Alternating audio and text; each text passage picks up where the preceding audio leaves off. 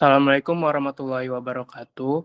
Saya Muhammad Yusuf Bintang, perwakilan dari kelompok 9 ingin menyampaikan materi presentasi kami yaitu yang berjudul Urgensi dan Tantangan Ketahanan Nasional bagi Indonesia dalam Membangun Komitmen Kolektif yang Kuat dari Seluruh Komponen Bangsa untuk Mengisi Kemerdekaan Indonesia.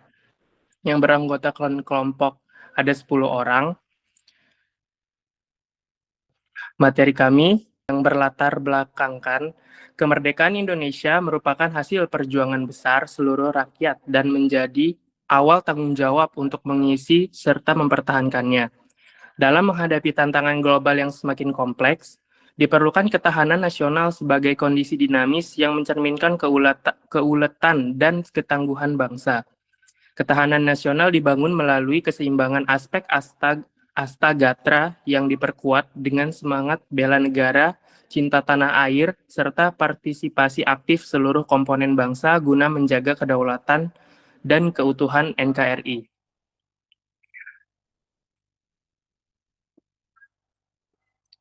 Masuk ke materi pertama, yaitu urgensi ketahanan nasional bagi kemerdekaan Indonesia.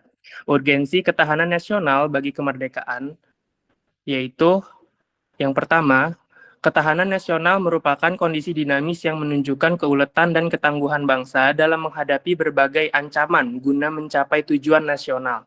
Ketahanan ini penting untuk satu, menegakkan kedaulatan dari ancaman konvensional maupun non-konvensional. Dua, menjaga stabilitas politik dan sosial dari konflik serta disintegrasi. Ketiga, melindungi kesejahteraan ekonomi dari krisis dan guncangan global. Serta yang keempat, menghadapi ancaman modern seperti serangan cyber, hoax, dan radikalisme digital. Dengan ketahanan yang kuat, kesinambungan pembangunan dan legitimasi negara tetap terjaga sehingga kemerdekaan dapat terus diisi demi kesejahteraan rakyat sesuai amanat UUD 1945. Materi berikutnya.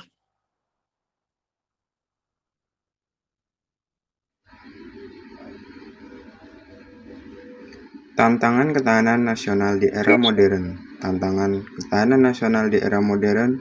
Yang pertama, satu, terorisme dan radikalisasi. Ancaman ekstremisme yang dapat mengganggu stabilitas dan keamanan nasional. Kedua, konflik SARA. Potensi perpecahan akibat keberagaman yang tidak dikelola dengan baik. Tiga, ketergantungan sumber daya alam. Ketidakstabilan ekonomi akibat ketergantungan pada komoditas tertentu.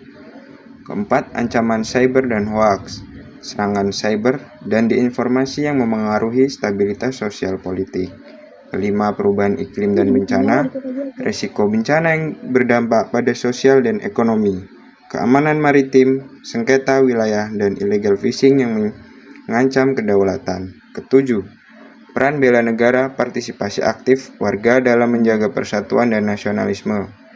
8. Globalisasi dan pengaruh asing.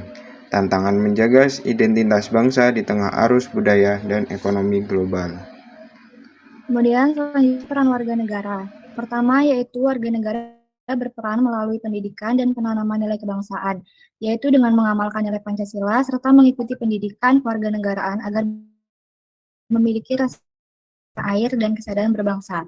Kedua, warga negara harus taat hukum dan aktif dalam kegiatan masyarakat seperti musyawarah, organisasi sosial, serta ikut dalam kegiatan sosial dan mitigasi bencana sebagai bentuk partisipasi sipil.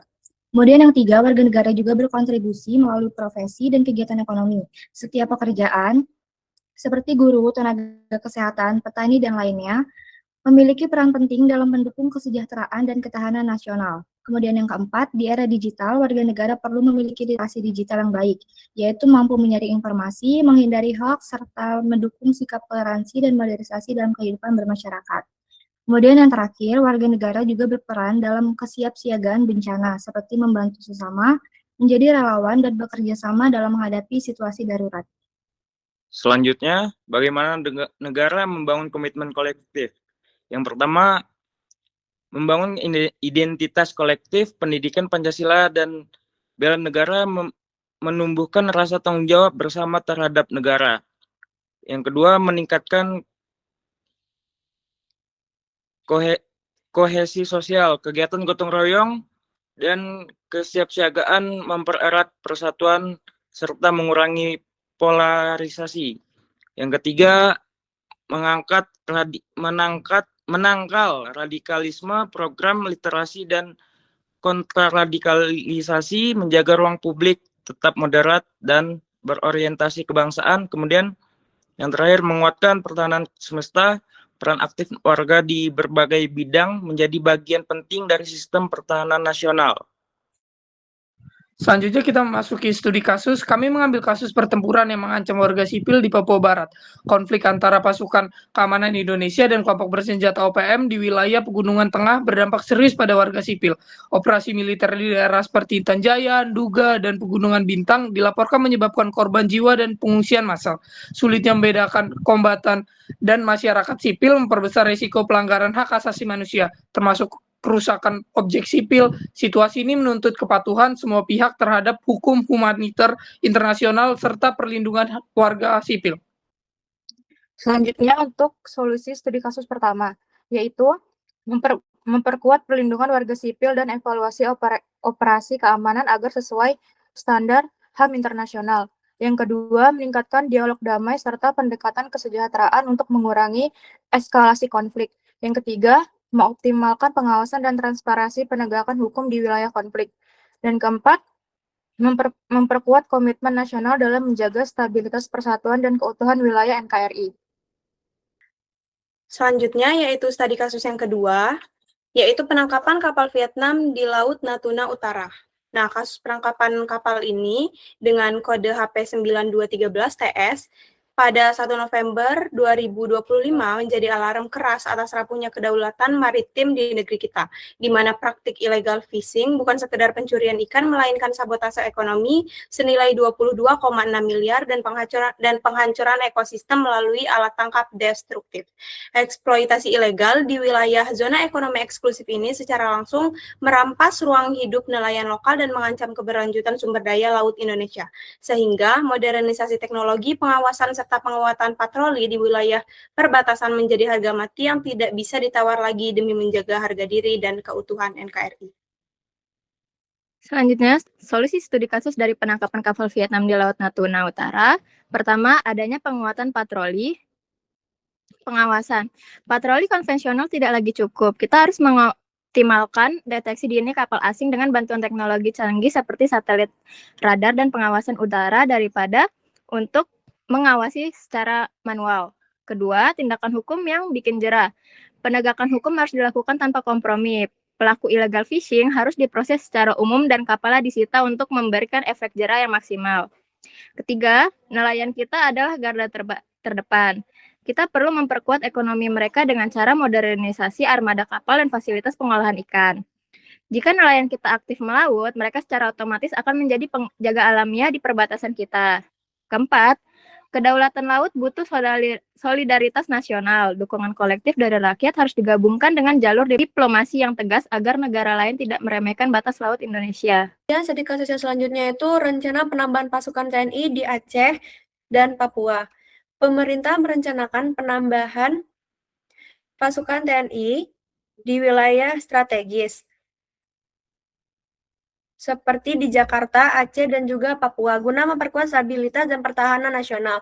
Namun kebijakan ini menimbulkan kekhawatiran di Aceh dan juga Papua yang memiliki sejarah konflik dan trauma operasi militer.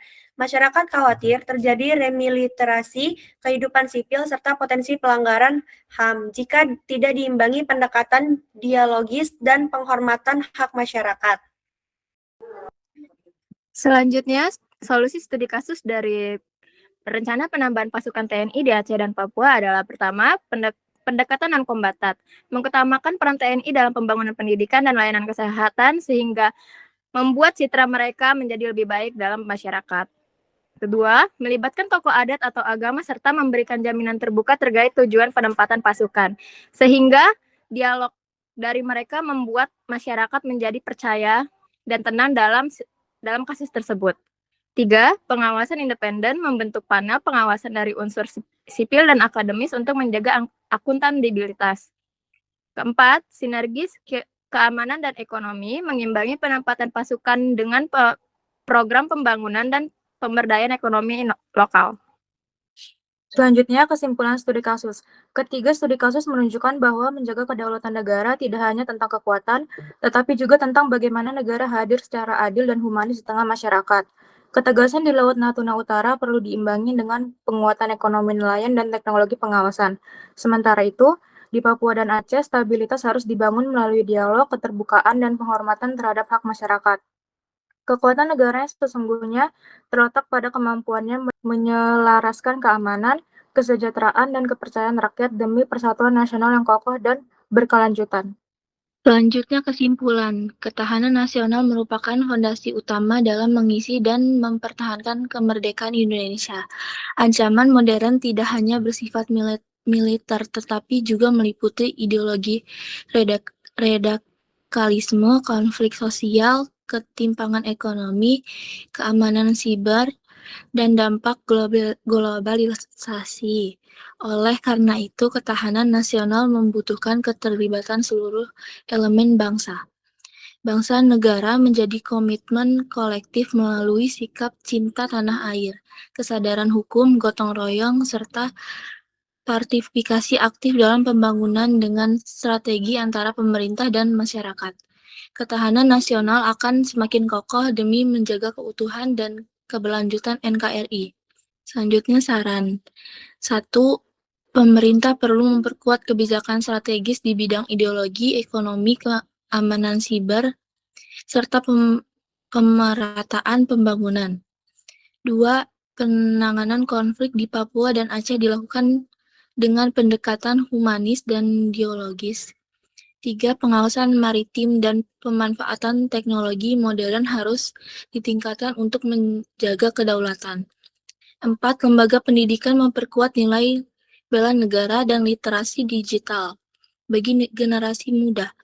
5. Masyarakat berperan aktif menjaga persatuan, toleransi, dan pembangunan nasional.